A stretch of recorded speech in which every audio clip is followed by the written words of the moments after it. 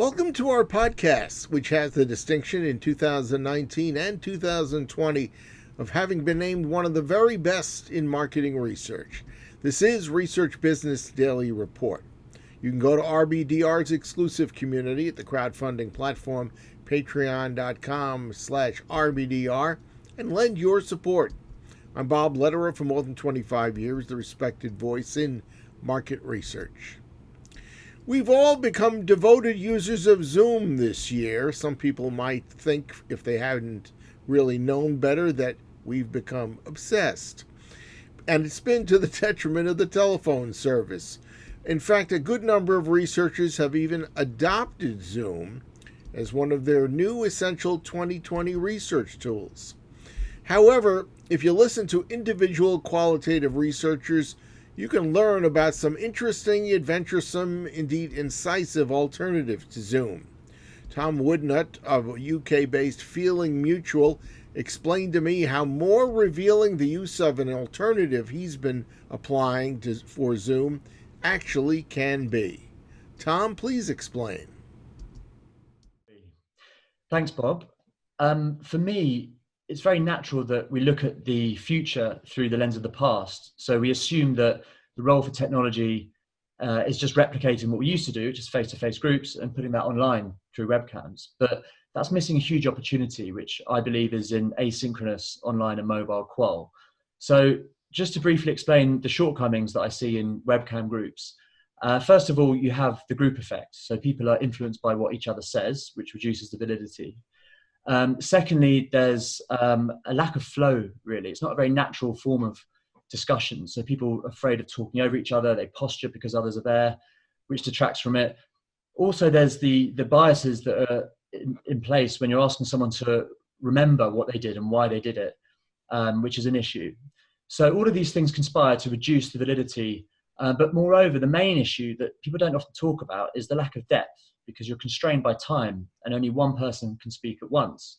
So in a 2-hour group, you're only getting 15 minutes per person, which when you compare it to asynchronous online Qual is quite inferior. So by asynchronous online Qual, I mean when you ask questions over a period of time, it's not in real time, it's not live, and they might be feeding back through text or through mobile video. But the point is they can do it at their own time, at their convenience each day. So there's a number of different benefits from that. First of all, you get more depth.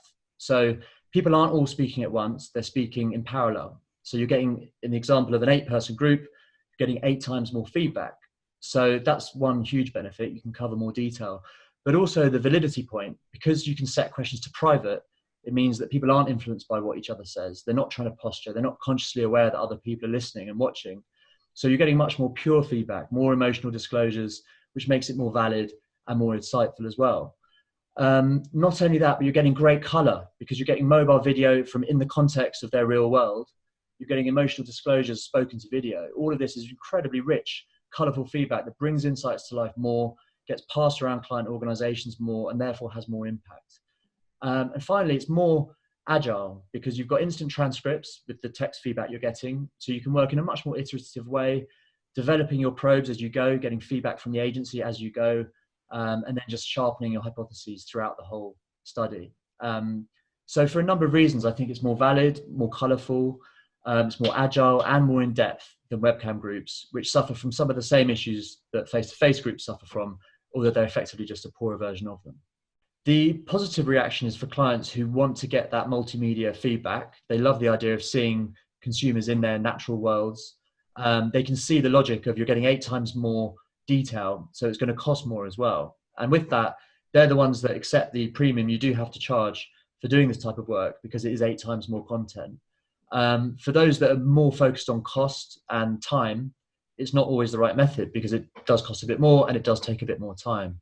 So time and cost are 2 big factors, and that desire to get that real world feedback, that real world footage and content from the participant.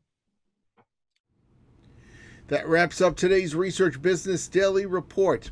If you watch RBDR, thank you. We think you're showing really good taste, and you should pass it on. And by that I mean if you find RBDR to be time well spent on your part, please forward any of our videos to friends and peers who you feel will appreciate or stand to benefit from watching.